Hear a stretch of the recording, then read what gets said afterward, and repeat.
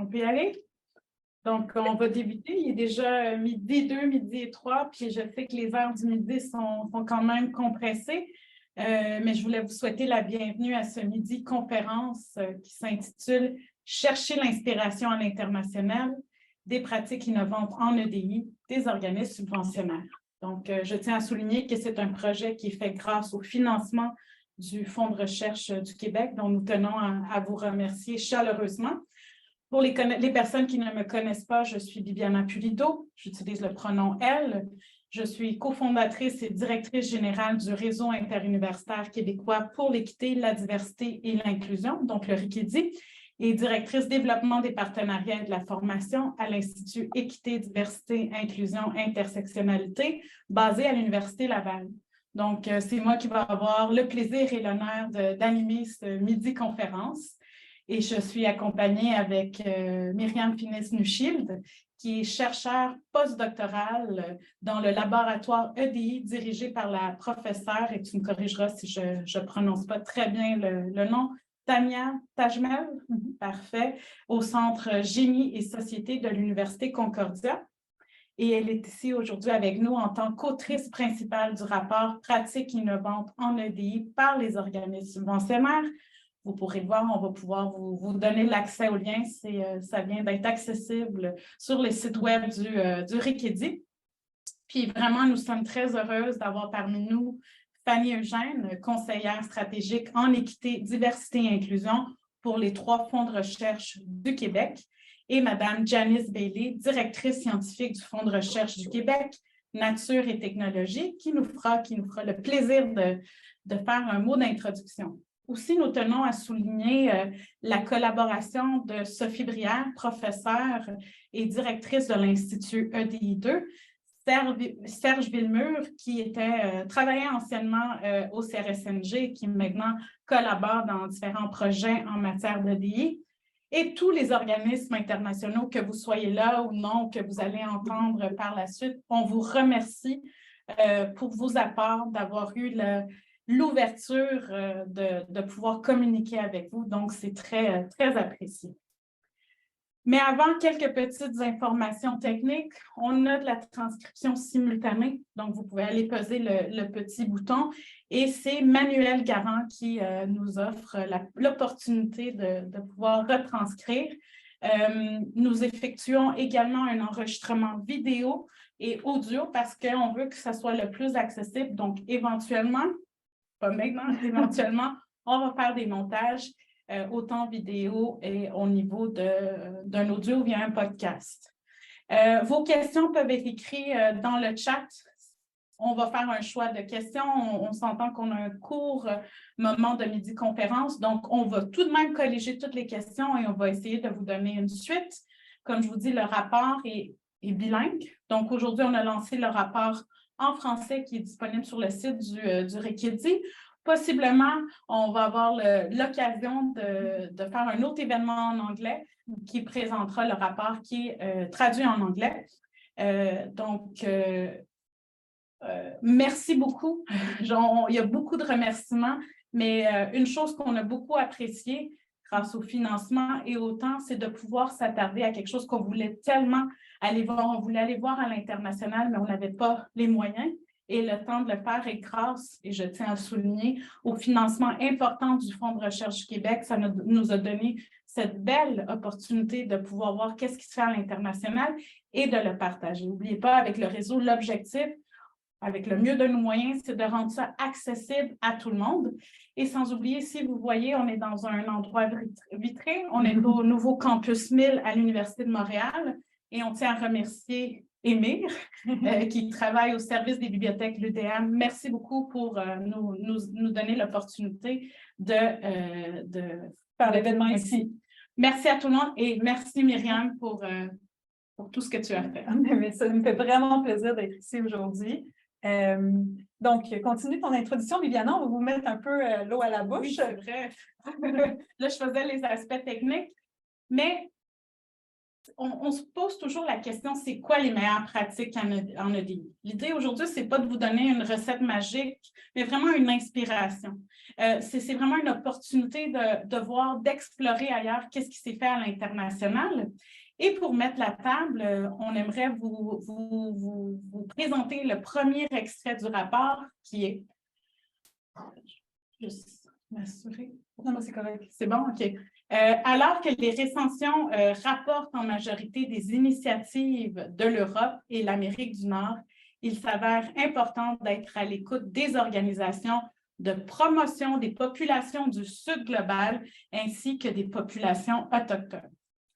Donc, on a remarqué aussi dans notre recension qu'il y a un besoin d'élargir les groupes ciblés par les mesures de DI et c'est pour ça qu'on trouvait intéressant excusez-moi, c'est là qu'on trouvait intéressant le cadre qui est proposé par Progress++. Vous voyez, ce cadre-là, on regarde à notre gauche à nous qu'au niveau légal canadien, on a les 5 groupes désignés par la loi, mais aussi on a dans certaines mesures, on demande de colliger les données aussi des personnes issues de la communauté LGBTQ2S+, mais le cadre présenté par Progress Plus tient compte de d'autres aspects, donc va aller avec le lieu de résidence, l'ethnicité, la race, la culture, la langue, l'emploi, le genre, le sexe, la religion, le niveau d'études, le statut socio-économique, le capital social, l'âge et la situation de handicap. Donc, c'est quand même quelque chose de très, très intéressant. Et bien, c'est sûr qu'on espère que cette recherche qui est vraiment tirée du milieu universitaire va pouvoir vous inspirer. Ce n'est pas juste en lien avec le milieu universitaire, mais je pense que vous allez pouvoir aller faire des liens avec vos milieux respectifs. Donc, je vais laisser maintenant la parole à Janice Bailey pour glisser un petit mot. OK, Donc, merci beaucoup, Babiana et Myriam. Très honorée d'être parmi vous cet après-midi à midi. Donc, juste une petite réflexion de la part des fonds de recherche du Québec en nature et technologie. Fanny va parler probablement des fonds en général, mais mon point de vue, c'est que en recherche, il faut vraiment penser au niveau de la diversité et la capacité de tout le monde à participer parce que c'est tellement bien connu que la diversité augmente la performance, augmente l'excellence en recherche réalisée. Puis, la question qu'il faut se poser, c'est que est-ce qu'on fait vraiment notre mieux au Québec en ce qui concerne la recherche, la science? Je pense que c'est assez difficile parce que, surtout en nature et technologie ou en sciences, technologie, ingénierie et mathématiques, il y a beaucoup moins de femmes parmi la population étudiante et professorielle. Et comme j'ai dit, c'est un problème quand notre excellence scientifique souffre. J'aimerais mentionner aussi qu'au niveau des hommes et des femmes, le ratio en ce qui concerne nos bourses et nos subventions, le taux de succès au FRQNT n'est pas différent entre les hommes et les femmes qui déposent les applications, les propositions de recherche ou de financement. Donc, je pense qu'on peut faire mieux. Donc, quelles sont les actions qu'on fait au niveau des fonds de recherche du Québec plus large? La première chose, une chose importante, peut-être pas la première chose, mais une chose vraiment clé, c'est lorsqu'on a créé le poste comme conseillère en EDI, Fanny, qui va vous adresser tantôt. Donc, ça nous aide beaucoup à structurer nos activités. Avec Fanny, les 3 fonds ont développé une politique et stratégie EDI l'année passée, dont on est très, très fiers. Au niveau des pratiques qui font le FRQNT, juste pour faire un peu un lien avec le rapport qui va être présenté aujourd'hui, c'est que très tôt dans la pandémie, une des premières actions qu'on avait faites, c'était d'augmenter ou donner un financement supplémentaire dans un groupe au niveau des boursières, des boursiers, mais aussi au niveau des chercheurs en début de carrière. Un de nos programmes, ce qu'on appelle relève professionnelle en recherche, on a donné un financement supplémentaire sachant que c'est souvent ce groupe ici qui est majoritairement des femmes, majoritairement des personnes moins représentées en recherche. Puis, il a fallu leur donner cette chance de fonctionner malgré les contextes difficiles de la pandémie. Ce sont aussi les chercheurs évidemment plus tôt dans leur carrière, les plus jeunes, qui ont besoin peut-être un coup de main. Aussi, la FRQNT, je suis très fière que dans tous nos programmes depuis 2020, le EDI est un critère scientifique dans tous nos concours, y compris les concours qu'on fait en partenariat international. Donc, on est des influenceurs, on essaie d'encourager les autres à adapter les concepts de EDI dans nos projets de recherche plus large, etc. Je pense que Fanny va probablement en parler, mais on a commencé l'année passée à faire la collecte des données des groupes désignés, les autodéclarations pour mieux connaître notre clientèle et donc assurer que l'inclusion équitable est présente en recherche au Québec. Donc, je termine avec ce petit mot de bienvenue puis de félicitations. Merci pour cette opportunité et bonne midi-conférence, bonne lancement et au plaisir. Fanny, mais on va lui donner le mot de la fin. Donc, on va poursuivre. C'est bon? Très bien. Donc, la méthodologie pour concevoir ce rapport-là, parce que ça a été bien réfléchi. Donc, lorsqu'on a démarré ce projet-là, nous avons beaucoup réfléchi à la meilleure méthodologie pour ressortir les meilleures pratiques en EDI des organismes subventionnaires internationaux. Donc, je te laisse la parole, Myriam. Pourrais-tu nous décrire en fait cette méthodologie qu'on a utilisée pour développer ce rapport? Oui, ça va me faire vraiment plaisir parce que, premièrement, le projet était vraiment emballant. Puis là, on a commencé, Fanny avait déjà quelques rapports qu'elle nous avait fournis pour se partir sur le sujet. Puis donc, c'est des rapports de centaines de pages avec des centaines d'initiatives que je suis passée dedans, donc des méta-études. J'en ai trouvé d'autres dans les cours de recherche. Et j'ai commencé à regarder les grandes lignes qui sortaient de là. Et je voyais qu'il y avait beaucoup d'initiatives qui adressaient, par exemple, les sciences naturelles, les enjeux de genre, et que c'était beaucoup aussi des initiatives dans des pays occidentaux, et même EDI était pas mal utilisé dans les pays anglo-saxons. Donc, le but pour ce rapport-là, pour moi, c'était vraiment important d'aller chercher les pratiques et les initiatives qui se démarquent. Et donc, pour citer un passage du rapport, chaque initiative a été sélectionnée pour son caractère innovant et inspirant. Et comme ce rapport est produit pour les fonds de recherche du Québec, dans un objectif d'élargir les horizons, il cible majoritairement des initiatives qui ne sont pas déjà en place dans les contextes québécois et canadiens. Et comme Bibiana le disait au début, on a porté une attention particulière aux enjeux moins traités dans la littérature. Donc, j'ai vraiment fouillé pour regarder et trouver des initiatives qui adressaient les enjeux des personnes racisées, des communautés LGBTQ, des personnes en situation de handicap ou les peuples autochtones, et aussi des initiatives du Sud global. Je voulais aussi dire que ce qui était vraiment excitant, c'était qu'on avait une revue de la littérature, cherchée sur des sites web, mais on avait aussi l'occasion de faire des liens avec des groupes, et on a fait 5 entrevues. Dans les 5 entrevues, ça va du Conseil de recherche en santé de Nouvelle-Zélande, dont on va parler tantôt, qui est un processus de tirage au sort, à l'Institut Leibniz pour les sciences sociales en Allemagne, qui a une base de données INCA sur des pratiques inspirantes en matière d'EDI. Donc, on a eu des entrevues d'1 heure avec plusieurs groupes et c'était vraiment nourrissant et ça a nourri le rapport qui nous a permis de faire 5 profils. Enfin, quand on avait nos discussions, Fanny, Bibiana et moi, je disais tout le temps, je veux que le rapport soit court. Bon, il fait 50 pages, mais il est encore court. Et je voulais qu'il soit vulgarisé. Je voulais qu'il soit facile à consulter, qu'on puisse s'en inspirer ou encore que vous puissiez l'adapter à vos différents contextes. Il faut aussi garder en tête que les réalités des pays et des différentes régions du monde peuvent être différentes. Néanmoins, je pense qu'il y a beaucoup de matériel à sortir et à s'inspirer.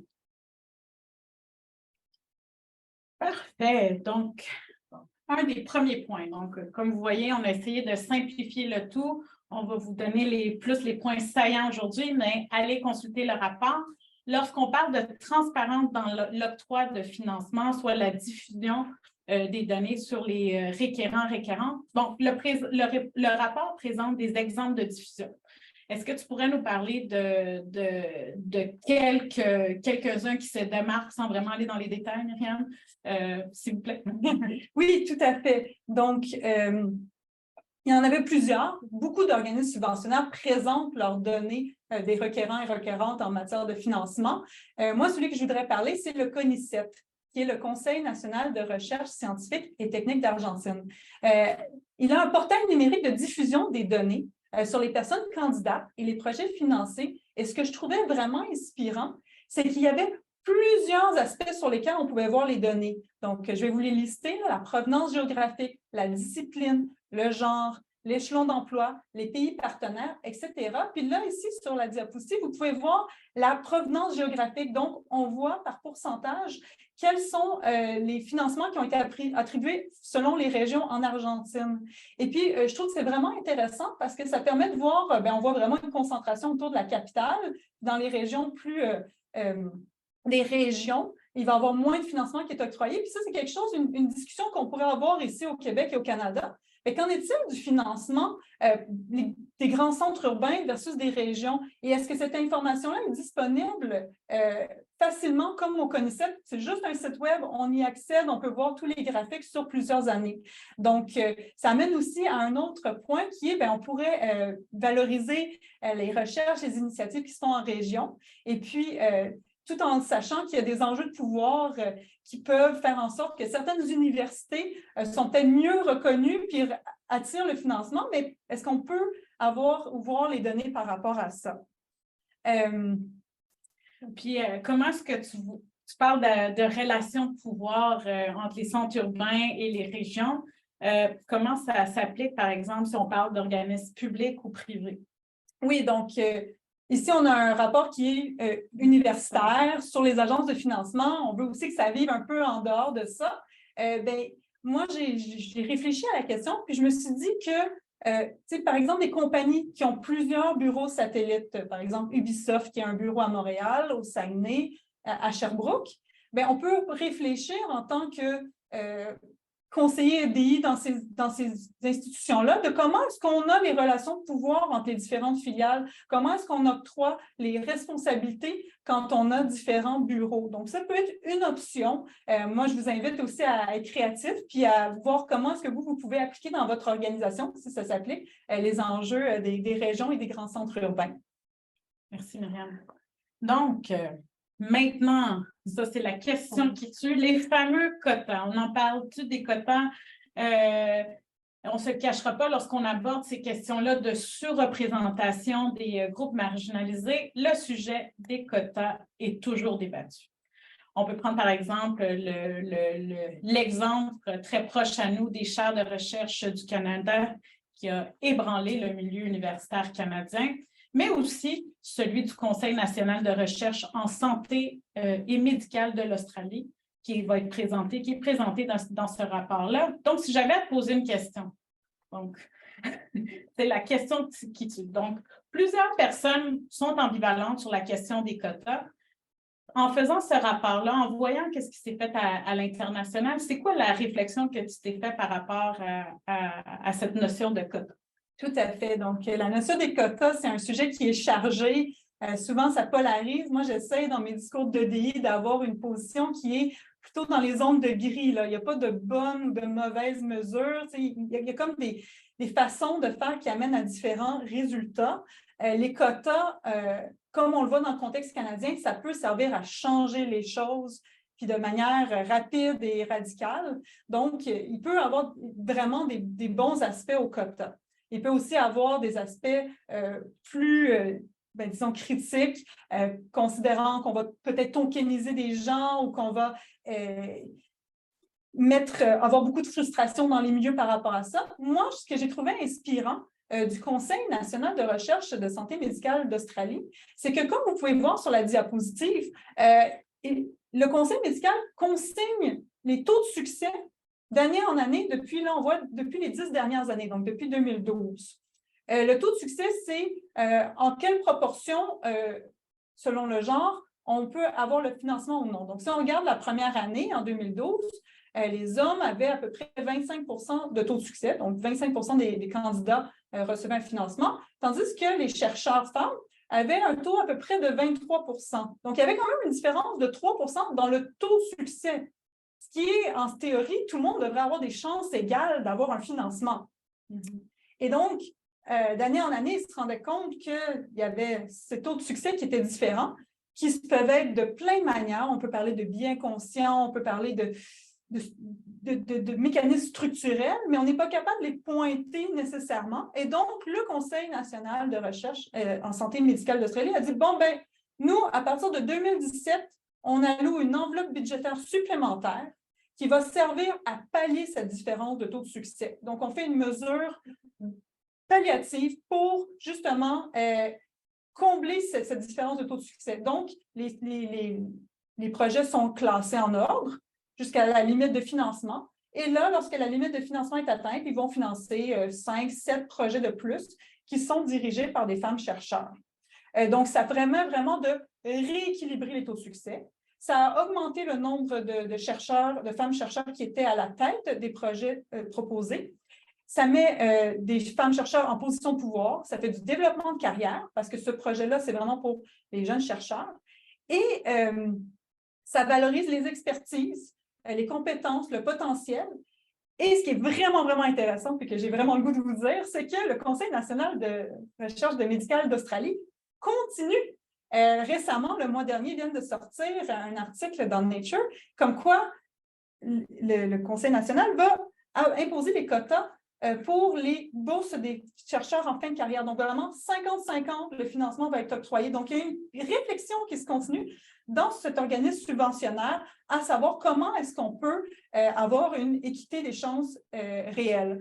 Donc, moi, je trouve ça vraiment fascinant de voir que les organismes subventionnaires qu'on a rencontrés continuent leur réflexion et arrivent avec des nouvelles mesures. Intéressant, intéressant. Puis aussi, dans le rapport, on parle du fameux tirage au sort. Donc, peut-être que vous en avez un peu entendu parler comme étant une pratique qui peut être prometteuse. Est-ce que tu peux nous donner des exemples que tu as ressortis de ce rapport-là? Puis aussi, peut-être expliquer en quoi ça l'implique, le fameux tirage au sort, pour que ça soit clair pour tout le monde. Des fois, on a l'impression qu'on tire au sort juste des candidatures et c'est pas ça. Donc, je vais laisser Myriam m'expliquer. Tout à fait. Donc, moi, donc là, cette présentation, je suis vraiment contente de la faire parce que c'est plein d'aspects du rapport que je trouvais vraiment intéressant, excitant à parler. Et le tirage au sort, c'était vraiment ma mesure chouchou. Je pense qu'il y a beaucoup de potentiel dans le tirage au sort. Avant même d'écrire le rapport, j'avais déjà une fascination pour le tirage au sort. Donc, je dois dire que j'ai creusé un peu plus de ce côté-là. Puis, donc, le tirage au sort, c'est vraiment dans un but d'égaliser les chances. Et aussi, c'est pas nécessairement sur des individus, on pige dans un chapeau. Donc, j'ai été surprise de voir qu'en fait, il y a des agences subventionnaires qui ont des mesures pour appliquer le tirage au sort dans leur octroi de financement. Je vais commencer, par exemple, par le Fonds national suisse, qui, depuis 2018, donc il y a déjà 5 ans, a décidé d'implanter le tirage au sort pour les financements des postdoctorants à la limite du financement. Donc, il y a une certaine quantité de postdoctorants qui postulent à la bourse. Il y a un certain nombre qui peuvent être octroyés. Et dans cette limite-là, quand on est à la limite de qui va être financé, de qui ne va pas l'être, à ce moment-là, il peut y avoir des discussions quand même difficiles ou houleuses ou pousser un dossier plutôt qu'un autre. Et dans ces contextes-là, qui est à peu près 3% des propositions, on peut tirer au sort, disons, ces 2 dossiers de candidature-là sont équivalents, on va les mettre dans un chapeau, on va tirer et on va dire à la personne, bon, mais ton dossier était finançable, était excellent. Malheureusement, on n'a pas la quantité de financement pour te l'octroyer. On a tiré au sort et tu as eu le financement par tirage au sort ou ton financement a été refusé par tirage au sort. Et les gens du Fonds national suisse pensaient que cette mesure allait vraiment causer des frustrations auprès des requérants et requérantes. Et non, en fait, les gens acceptent bien le fait de se faire dire, bon, mais ton dossier était excellent il n'a pas été accepté à cause d'un tirage au sort. Donc, je trouve que c'est vraiment intéressant dans cette limite où les dossiers sont tellement similaires qu'il peut vraiment avoir des jeux de bien conscients, des jeux de discussion politique, certains sujets qui sont plus préférés de certaines personnes sur le panel d'évaluation. Et encore récemment, le mois dernier, le Royaume-Uni a aussi instauré, donc c'est la Société royale du Royaume-Uni, ce type de tirage au sort pour encore les dossiers à la limite du financement. Je veux juste revenir un instant sur le Fonds national suisse qui a, ce que je trouve vraiment intéressant aussi, ont eu des chercheurs qui ont suivi le processus. Comment on l'implantait? Comment est-ce qu'on peut s'assurer que cette procédure est bien acceptée? Donc, il y a eu quelques articles scientifiques qui ont été publiés de recherche par rapport à cette démarche-là. Et ces articles de recherche-là montrent que c'est bien accepté, c'est bien implanté et qu'en fait, le Fonds national suisse, dans ses règlements d'agences subventionnaires, autorise le tirage au sort pour n'importe quel financement. Donc, c'est même rendu quelque chose d'institutionnalisé au Fonds national suisse. Maintenant, le deuxième exemple dont je voudrais parler, et là, c'est l'autre aspect. Donc, au lieu de financer des individus, financer des projets. Il existe des projets de recherche qui peuvent être très ambitieux, très à potentiel révolutionnaire. Donc, il y a certains financements qui couvrent ces projets-là, extrêmement ambitieux et révolutionnaires. Le Conseil de recherche de Nouvelle-Zélande, pour ces projets-là, a décidé d'adopter un processus de tirage au sort, et puis depuis quelques années. L'idée, c'est qu'à un moment donné, on ne sait pas quel projet va amener quelle découverte. On ne sait pas, parce qu'ils sont tellement... On sait qu'ils peuvent être excellents, mais on ne sait pas lequel va avoir cette découverte-là. Donc, prenant connaissance de ça, l'idée, c'est de dire, bon, ben, le comité d'évaluation va évaluer les projets. Ils sont anonymisés aussi. Donc, quand nous avons rencontré les membres du Conseil de recherche en santé de Nouvelle-Zélande, on leur parlait de tirage au sort, elles nous répondaient qu'en fait, c'était beaucoup l'anonymisation qui avait été leur grosse mesure. Donc, on anonymise les projets, les dossiers de candidature, on évalue le projet. Est-ce que le projet est excellent? Est-ce que le projet a un potentiel de révolution en matière de santé? Et tous les projets qui acceptent ou qui passent cette étape d'excellence, eh bien, dans cette zone-là, on va venir tirer au sort les projets qui vont être financés. Donc, c'est vraiment un tirage au sort sur des projets ambitieux qu'on ne pourrait pas savoir lequel va avoir une découverte.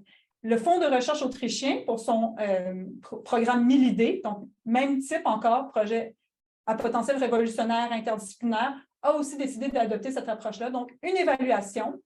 Est-ce que ce projet-là est finançable ou non? Si oui, il va aller dans un espace pour le tirage au sort. Bien, c'est super intéressant. Vous avez vu, ces exemples-là aussi viennent un peu agir lorsqu'on est vraiment dans ce petit creux là, des biens inconscients. Là. Donc, comment on peut y faire face? Oui, on est des individus, il faut travailler nos biens inconscients, mais on est dans des comités de pairs.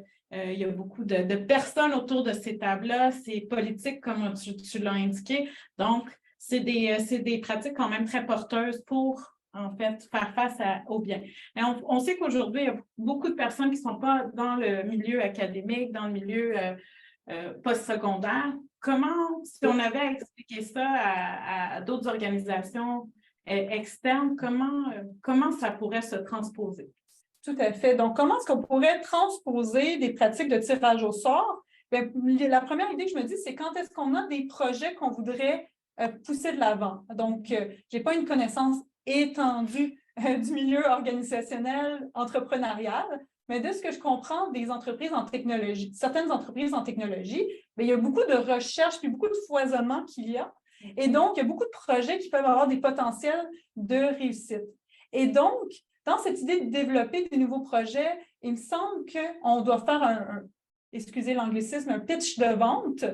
Et puis là, ça peut aussi aller chercher les compétences de vente de la personne qui propose le projet. Donc, l'idée qui pourrait être appliquée, par exemple, dans des entreprises de haute technologie, c'est de dire, bien, au lieu que chaque personne qui a son projet doit le présenter puis doit nous convaincre, écrivez-le. Nous, on va l'étudier de manière anonymisée. Puis tous ceux qu'on considère, tous les projets qu'on considère qui ont un potentiel de vente ou de faire rayonner notre entreprise, eh bien, on va les tirer au sort. Et donc, pour moi, le tirage au sort, c'est vraiment une mesure, on est égal face au tirage au sort, je veux dire.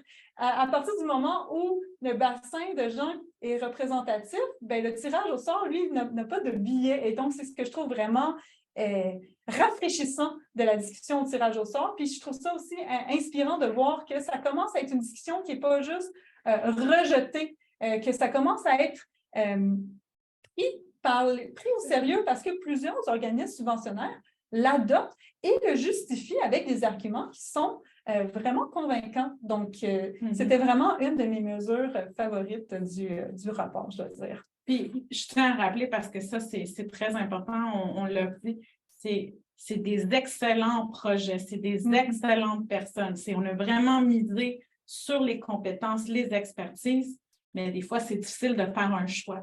Donc, c'est comme un peu la loto, mais pas vraiment la loto, parce que quand tu as le loto, si tu as beaucoup d'argent, tu peux acheter plein de billets. Donc, tirage au sort, à bien tenir en compte. Merci pour cette explication-là. Maintenant, on va y aller avec... on parle beaucoup de recherche, de savoir autochtone, de recherche et de savoir autochtone. On a porté un regard particulier, comme on vous a dit, sur le Sud global, les populations autour, les populations autochtones. Puis, c'est intéressant de faire ressortir des bonnes pratiques tirées d'organisations autochtones. Puis, évidemment, il y a l'exemple de la Nouvelle-Zélande qui peut servir comme une très belle inspiration au contexte canadien. Puis, donc, je vais vous lire une citation de Linda. Et je suis désolée, j'ai pratiqué un petit peu le nom de la prononciation, mais peut-être que ça ne va pas sonner très bien. Tuhiwai Smith, dans son livre Decolonizing Methodologies. C'est vraiment une traduction libre qui a été faite par Myriam. Elle veut devenir traductrice maintenant. Donc, je lis la citation. Ah, excusez, je vais la lire. La recherche est sûrement l'un des mots les plus grossiers dans le vocabulaire du monde autochtone. Lorsque mentionné dans plusieurs contextes autochtones, il sème le silence. Il évoque de mauvais souvenirs. Il réveille un sourire connaisseur et méfiant. Ce mot est si puissant que des personnes autochtones écrivent des poèmes à propos de la recherche. La manière par laquelle la recherche scientifique est impliquée dans les pires excès du colonialisme reste une puissante histoire gardée en mémoire pour plusieurs des peuples colonisés. C'est une histoire qui encore offense le sens profond de notre humanité. Donc, très belle citation. Est-ce que tu pourrais nous parler un peu, sans étant la même chose, on comprend que on ne peut pas toutes mettre les populations autochtones dans un même sac, mais c'est quoi les liens possibles de ces perspectives des enjeux maoris et les perspectives autochtones canadiennes? Mais merci pour la question, Viviana. La citation, c'est un livre que je suis en train de lire en ce moment parce que je me questionne sur la décolonisation. Et puis, la décolonisation, il y a plusieurs aspects. Ce n'est pas quelque chose qui est un concept fixe. Et je trouve que dans les propos de Linda Tuhiwai Smith, il y a vraiment une force de définir et de parler entre personnes, chercheurs autochtones et de se dire les choses comme elles sont, que la recherche, ça peut être quelque chose qui a été brimant. Donc, il faut partir aussi d'avoir ça en conscience, que on ne peut pas tout faire, on ne peut pas tout arriver avec des solutions miracles. Moi, ce que j'ai trouvé intéressant, puis c'est comme je suis un peu sortie, on m'avait demandé de regarder les pratiques des organismes subventionnaires, mais ici, pour les enjeux maoris, j'ai été chercher un comité interuniversitaire qui s'appelle Tekawi Amokura. Tekawi Amokura regroupe le vice-rectorat des 8 universités en Nouvelle-Zélande. Donc, c'est une table de concertation, là, un regroupement qui ont produit en 2015, donc il y a quand même plusieurs années, un plan stratégique. Ce plan stratégique a certains points dont on a vraiment traduit et mis dans le rapport parce que c'est vraiment des points intéressants et qui peuvent porter vers certaines actions. Donc, un des premiers points dont je voudrais parler, c'est améliorer la réussite de la relève étudiante. Et dans le texte, il dit les Taora, donc c'est la traduction maori pour ce terme, puis là, le premier, c'est augmentant le nombre de jeunes Maoris admissibles aux études universitaires.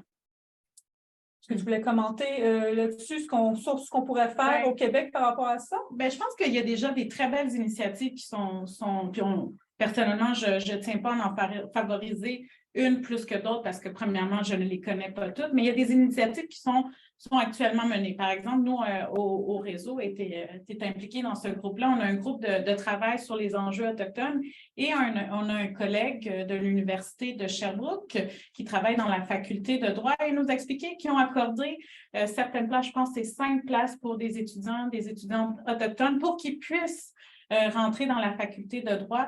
Et on sait que des fois, c'est des programmes qui sont très contingentés. Donc, comment on peut s'assurer d'avoir des étudiants et des étudiantes autochtones, mais aussi que ça ne s'arrêtait pas juste là. Puis ça, je tiens à dire, c'était de repenser aussi comment on peut soutenir les étudiants et les étudiantes autochtones dans leur parcours universitaire. Comment on peut leur offrir des espaces sécuritaires d'échange et ce niveau-là. Donc, il y en a d'autres, mais on parle d'un exemple qu'on connaît. Et donc, ça va très bien avec les prochains points du plan d'action que je voulais dire, qui était améliorer le taux de diplomation universitaire des Taora Maori, Taora étant les étudiants et étudiantes. Aussi, veiller à ce que les Taora puissent étudier et réussir en tant que Maori. Et quand on a rencontré un membre du comité Tekawi Amukura, il nous disait que justement, c'était vraiment intéressant parce que il y a une bonification du financement des universités, des bourses qui reçoivent un montant plus important si les personnes inscrites aux études supérieures sont maoris. Et si cette personne maori décide de le faire, ses travaux en langue maori, bien, le financement est doublé. Donc, il y a vraiment un incitatif institutionnel pour favoriser les études en langue maori. Et donc, ça, c'est le prochain point de leur plan stratégique qui est d'accroître le rôle des universités dans la revitalisation de la langue, donc tereo, maori. Donc là aussi, les universités, il y a peut-être, est-ce que tu voudrais commenter ou… Bien, tu sais, je pense que même au niveau pas juste au niveau des universités, on l'entend beaucoup dans le débat actuel, on dit que le Canada est un pays bilingue. Comme on réfère à l'anglais et au français, on ne reconnaît pas les autres langues autochtones. Donc, c'est quand même un enjeu. C'est sorti de notre colonialisme. C'est pourquoi on ne valorise pas. On sait que les langues autochtones, les différentes langues autochtones tenant compte des aspects historiques, des enjeux historiques, et on ne va pas se lancer là-dedans. Il y a beaucoup de personnes qui ne maîtrisent pas, de génération en génération, qui ne maîtrisent pas, qui ne connaissent pas très bien leur langue autochtone, et on voit aussi des proches de nous, des collègues proches de nous qui réapprennent certaines langues autochtones. Et cette initiative-là est fortement intéressante parce qu'on valorise ça. On veut revitaliser la langue et je crois personnellement qu'au niveau canadien, il faut aller, je suis comme les personnes qui me connaissent très pro-bilinguisme, mais aussi pourquoi on n'ouvre pas à cette richesse de différentes langues. Donc, je pense qu'aussi, il y a des liens très importants à faire avec la Nouvelle-Zélande puis le Canada. Puis ce qui est très intéressant dans le cas, quand j'ai fait ma recherche et mon étude, puis j'ai été sur les sites des universités néo-zélandaises, c'était que les sites étaient bilingues anglais-maori. Les sites des gouvernements sont anglais-maori. Maintenant, je pensais garder ça pour la fin, mais je vais peut-être en parler ici maintenant. Il y a quand même un contexte historique différent en Nouvelle-Zélande. En Nouvelle-Zélande, pardon, il y a eu en 1840 le traité de Waitangi, qui était un traité entre la couronne britannique et plus de 500 chefs maoris qui ont ensemble signé un partenariat où les Maoris devaient garder possession de leurs terres, forêts et zones de pêche, et que, en fait, le gouvernement et les gouvernements succédents ont brisé plusieurs termes du traité qui avait été signé en 1840. Et donc, il a fallu avoir de la mobilisation maori dans les années 1970 pour que en 1975-1980 se mette en place un tribunal qui s'appelle le tribunal Waitangi pour les revendications quant au prix du traité. Et c'est à partir de là, à partir d'une approche légale revendications face à ce traité-là, que là, il y a pu avoir des mécanismes pour, on va dire, réparer. Selon les discours, ça va être des réparations partielles, mais c'est pour ça que quand on parle, par exemple, j'ai fait des recherches avec des chercheurs néo-zélandais et qu'on leur parle de décolonisation, c'est la première chose qu'ils vont nous dire, c'est qu'il y avait un traité et ce traité-là nous impacte aujourd'hui dans nos processus de décolonisation. Donc, c'est quand même une différence que je voulais mentionner parce qu'elle est majeure entre ici le Canada et la Nouvelle-Zélande.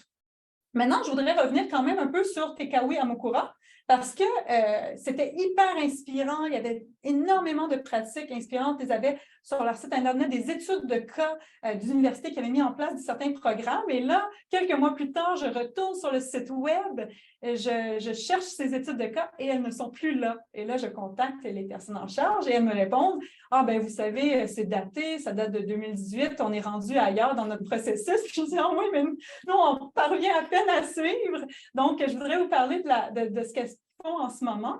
Te Kawi Amukura a décidé de créer la première approche pan-universitaire à l'internationalisation d'une perspective autochtone. Donc, est tellement fort qu'elle vient regrouper des communautés autochtones, des chercheurs autochtones des îles du Pacifique, de l'Amérique du Sud et de d'autres régions du monde aussi.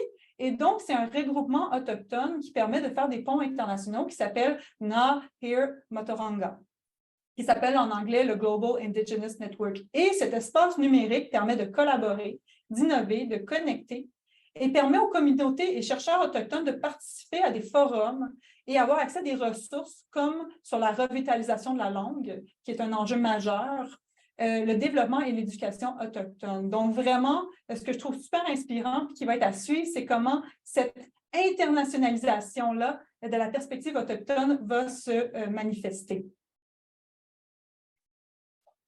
Très intéressant. On voit que l'importance de créer des liens, bien comme on l'expliquait, oui, chaque population a des enjeux peut-être différents, mais aussi un certain point commun. Et c'est pour ça que c'est important et c'est l'essence de ce rapport-là. On va voir ailleurs, on va établir des relations avec des personnes expertes sur ces enjeux-là. Donc, merci Myriam. Comme vous voyez, c'est vraiment un survol de tout ce qui est dans ce magnifique rapport que vous avez que vous aurez l'opportunité de lire. D'ailleurs, il a été mis ce matin sur le site du Rikidi et je tiens à remercier publiquement notre collègue Catherine qui notre site ne fonctionnait pas. C'est des personnes qui ont essayé d'aller sur le site.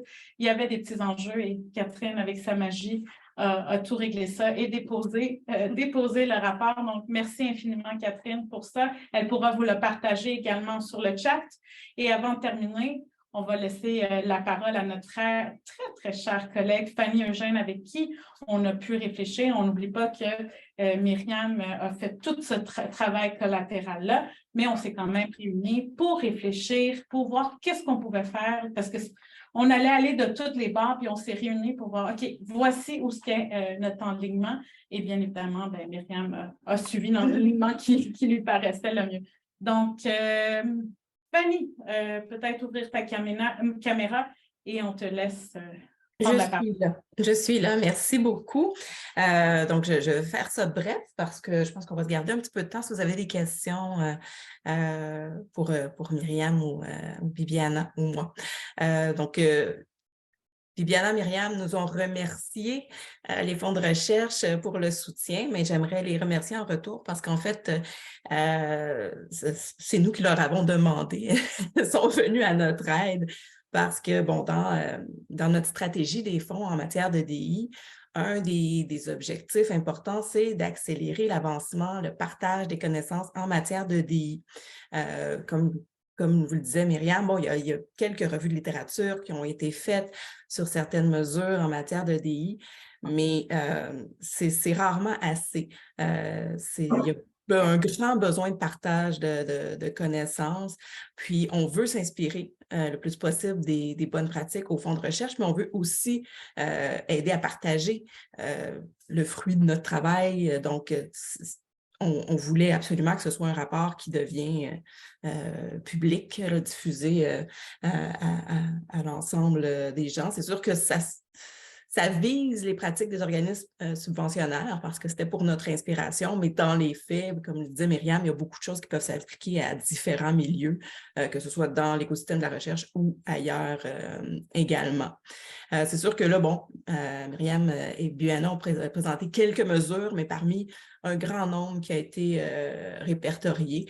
Certaines s'appliqueraient ici, certaines non, mais je vous encourage fortement à aller lire le rapport. C'est 50 pages, mais c'est écrit gros, là. Ça se lit bien. Puis je soulignerai le travail de la graphiste également, dont j'oublie le nom, mais Bibiana pourra le dire. Puis une autre information qui peut être intéressante, c'est que c'est sûr qu'il faut garder en tête que tout le travail en EDI, c'est un travail évolutif. Il y a un suivi des mesures qui est fait. Tout ça, donc, on construit au fur et à mesure, on s'inspire des bonnes pratiques, on espère en inspirer d'autres, mais on veut surtout évaluer ce qu'on fait puis s'assurer de s'ajuster. Donc, c'est sûr que les choses vont évoluer dans le temps.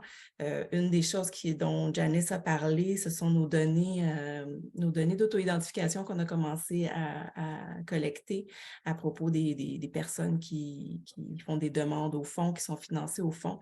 Ça devrait être diffusé dans les prochains mois sur le site des fonds de recherche du Québec. Puis donc, je vous ai mis dans le chat le lien vers la stratégie. Ça va être là que ça va apparaître quand il y aura du suivi, donc un bilan de la première année et les données. Donc, je vous remercie beaucoup. Je remercie énormément le RIKEDI, qui est toujours un fidèle collaborateur très efficace. Merci. Merci, Fanny. Merci pour la confiance. Et oui, juste rappeler, parce qu'on n'oublie jamais personne et j'espère qu'on n'a pas oublié, le graphisme a été fait par Julie Léger. Je ne sais pas s'il est là aujourd'hui, mais aussi, des fois, quand on fait des événements, des trucs comme ça, c'est comme une course contre la montre. Julie aussi, jusqu'à très tard avec Catherine hier, puis moi, tout le monde a pu finaliser les petits rapports. Donc, merci, Julie. Et on ne néglige pas aussi notre collègue Laurie Laplanche aussi qui a fait une belle révision linguistique parce qu'on n'est pas tous et toutes parfaits. Donc, s'il y a des erreurs dans l'écriture ou des erreurs linguistiques, c'est la faute à Laurie. Donc, maintenant, on a terminé. On est bien contents parce qu'on a quand même, si vous voulez, 10 minutes pour prendre vos questions, vos commentaires. Soyez pas gênés. C'est l'occasion de le faire parce qu'on est là toutes et tous ensemble. Donc, je pense que vous pouvez les écrire. Est-ce que ouais, ça va? Ou est-ce que peut-être ça facilite peut-être certaines personnes le verbal?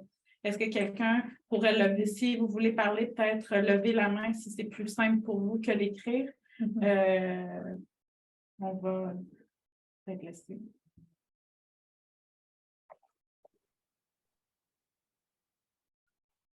Julie. Allô? F. Allô? Oui. Julie? Oui, bonjour. Je m'excuse, est-ce que je parle à la place de quelqu'un? Allô, bonjour, oui. OK, on va prendre Nianoui, on va prendre Julie, puis après, on vous prend vous, OK? Bonjour, merci pour la présentation. Je vais lire le rapport avec beaucoup d'intérêt. J'ai eu une expérience un peu surréelle dernièrement avec une personne chercheuse qui m'a challengée dans l'affirmation que les groupes diversifiés en recherche sont plus performants. Il me dit où est la source pour ça, parce qu'il ne le croyait pas. Et étonnamment, c'était une personne qui était justement ciblée par des mesures EDI ou qui l'aurait été. Alors, est-ce que c'est assez basique, là, c'était vraiment un retour aux sources, mais pour les personnes à qui l'on conseille de mettre en place des mesures EDI dans leur subvention et qui ont encore besoin d'être convaincus, est-ce que vous avez une bibliothèque de ressources qui nous permettent que l'on pourrait transmettre à nos chercheurs, qui pourraient peut-être remettre en question le bien fondé de l'exercice? Bien, écoutez, on prend la question en note, mais j'ai peut-être une ressource. Si vous allez sur le site de l'UQAT, il y a une boîte d'outils sur comment faire de la recherche autochtone. un très bel outil qui est fait, c'est des centaines de pages, mais c'est vraiment très bien fait. Ça fait référence aussi à d'autres organismes. Donc, je pense que ça répertorie, ça présente différentes approches sur comment on doit faire de la recherche avec des communautés autochtones. N'oubliez pas que les organismes subventionnaires ont aussi des stratégies. Peut-être, Fanny, tu pourras mettre en ligne la fameuse stratégie triagence, si je comprends bien.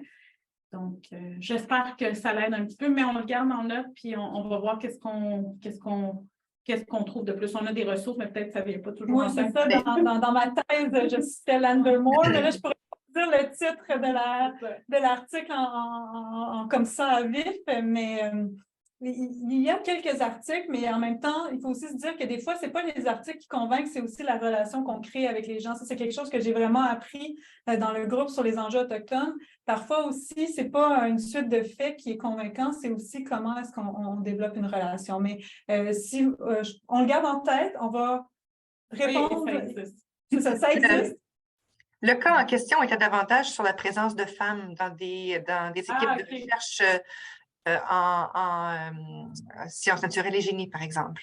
Alors, il me disait, mais veux-tu bien me dire d'où vient cette donnée qu'une équipe de recherche avec des femmes est plus performante en recherche? Et puis, j'ai ravalé ma bille, première chose. Deuxièmement, après ça, j'ai dit, bon, ben, on a eu une conversation que j'espère a été éclairante, mais pour prévenir de futures instances comme ça, les travaux de base qui démontrent justement la performance en recherche d'équipes plus diversifiées, ce serait une bonne chose à avoir comme un as dans notre manche pour des chercheurs qui sont plus récalcitrants ou moins ouverts aux enjeux, aux initiatives EDI. Super, merci. Puis pour rendre ça plus diversifié, si on veut, Catherine, est-ce que tu pourrais prendre une question du chat? Parce qu'on ne le voit pas devant, on ne voit pas toutes les questions, mais peut-être faire un tri. Puis, oui, avec plaisir. J'en ai une ici de Florence Pache-Guignard qui demande, est-ce que vous avez dans le rapport des exemples de l'Inde où les systèmes de quotas existent depuis des années, par exemple, à la question des castes, entre guillemets, notamment.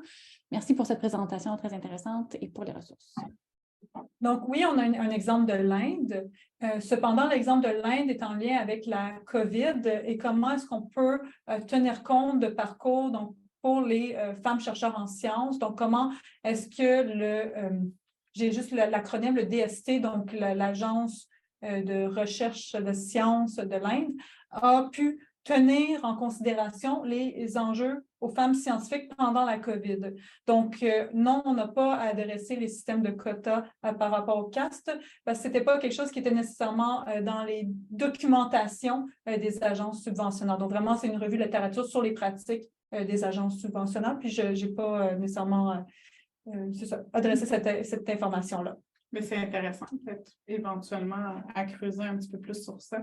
Catherine, on va laisser Catherine gérer les questions parce qu'on ne voit pas tout, on ne voit pas les caméras, Catherine, tu vas être la personne qui va nous indiquer les personnes ou les questions à prendre. Parfait, avec plaisir. J'ai une deuxième question de Marie-Ève Barbeau du CRSSBJDG qui dit « Bonjour, merci d'avoir fait le parallèle avec d'autres organisations qui souhaitent faire un virage en équité, diversité et inclusion. Je travaille dans le système de la santé. Je cherche s'il existe un réseau ou une communauté de pratique en équité, diversité et inclusion en santé, ou du moins dans les organismes gouvernementaux. » Ce serait la dernière question pour le moment. Sinon, je me permets, là, sinon il y aura Nia Nui qui voudra prendre la parole après cette question. Je ne sais pas si tu veux y aller. Oui. Bon, les communautés de pratique, vous voyez, c'est très du informel. C'est un peu comme le réseau était devenu. Là, ça s'est beaucoup formalisé. Je pense que tranquillement, il y a des liens qui sont en train de se créer. On le voit dans différents projets. Je parle aussi au niveau de l'Institut parce qu'on collabore beaucoup avec des organismes de la santé. On voit qu'il y a quand même des relations qui se créent, mais c'est pour ça que des fois, c'est important de prendre l'initiative. Je sais que c'est pas toujours évident pour créer cette communauté de pratique. Nous, ça nous fait toujours plaisir de réunir les gens. Donc, si vous voulez, Marie-Ève Barbeau, en discuter, on va être très ouverte. Et on peut regarder, je pense qu'avec tout le monde qu'on connaît, on peut trouver un moyen de s'y réunir. Vous savez que le réseau, oui, est ancré dans le milieu universitaire. C'est une communauté de pratique qui a émergé et qui a grandi dans le milieu, mais maintenant, on a plusieurs personnes qui gravitent comme vous dans notre réseau et c'est important pour nous d'échanger. Fait que oui, c'est intéressant de rester dans vos milieux, mais si j'avais un petit conseil à vous donner, comme le cas d'aujourd'hui, allez regarder ailleurs. Parce que des fois, on reste fermé puis on est comme dans nos trucs, mais allons voir ailleurs. Fait que Marie-Ève Barbeau, vous pouvez nous écrire. Je pense qu'il y a Nianoui qui voulait intervenir. Oui, allez-y. Oui, alors, merci beaucoup de me donner la parole à cette conférence. Hello, Viviana. J'ai été très intéressé par cette conférence parce que moi, je viens de la France et avec Viviana, on avait travaillé ensemble sur le Forum franco-canadien de la diversité. Donc, on aime bien apprendre ce qui se passe et partager. J'ai deux questions. La première question, c'est sur ces fonds de recherche en Afrique. Est-ce que vous avez des informations là-dessus? J'ai peut-être manqué quelque chose. Et puis, la deuxième question, c'est sur les agences de subvention, justement. Au-delà du fait qu'elles reçoivent des subventions du gouvernement, je sais qu'il y a une cérémonie qui reconnaît l'excellence dans le milieu académique. Est-ce qu'il y a quelque chose de ce genre pour reconnaître le travail des agences de recherche qui font justement un effort en matière de DI au-delà du financement? Merci beaucoup et félicitations pour ce rapport. Merci, Nianoui. Mais oui, en fait, cette idée de reconnaître les efforts en termes d'EDI, c'est ce que je pense qui était votre question. Ils ont plusieurs noms, là, mais c'était la charte Athena Swan, l'organisme Sea Change aux États-Unis. Au Canada, c'est Dimension. Puis en Australie, je suis désolée, je l'ai oublié, mais c'est dans le rapport. Donc, c'est des organismes, des groupes qui vont justement venir souligner les efforts faits. C'est pour les universités, par contre, ce n'est pas nécessairement pour les agences subventionnables, mais je pense que c'est un bon point de départ. Puis c'est pratique ou c'est ce cadre-là auquel on essaie d'intervenir dans nos pratiques EDI pour avoir ces titres-là. Sont des choses par lesquelles les organismes subventionnables pourraient aussi s'inspirer. Donc, oui, je pense que ça adresse un petit peu cette idée-là, mais il n'y a pas nécessairement de regroupement. Il y avait dans le rapport, je cite certaines méta-études par des regroupements d'agences subventionnables qui font du travail en matière de DI aussi. Donc, oui, c'est du beau travail en cours. Oui. Donc, merci. Merci. Donc, je sais que peut-être d'autres personnes, l'heure du midi est terminée. On aimerait ça vous garder plus longtemps, mais je vous invite, si vous voulez avoir plus d'informations, vous avez des questions, s'il vous plaît, indiquez-le sur le chat ou même n'hésitez pas à nous écrire un courriel à info@rikedi.com. On pourra prendre en note ces questions-là. Nous tenons à vous remercier d'avoir été là. Nous vous remercions pour tout l'intérêt. Avec toute honnêteté, Myriam et moi, on ne pensait pas que ça allait être ça allait être intéressant, mais il y a eu vraiment un engouement et ça nous a vraiment fait très chaud au cœur. Donc, merci de votre intérêt. Continuez à vous inspirer. Lisez le rapport, mais aussi allez chercher ailleurs. Je sais qu'on n'a pas toujours le temps de le faire, mais nous, on l'a eu, puis on souhaite que peut-être vous puissiez l'avoir. Donc, merci et bon après-midi tout le monde.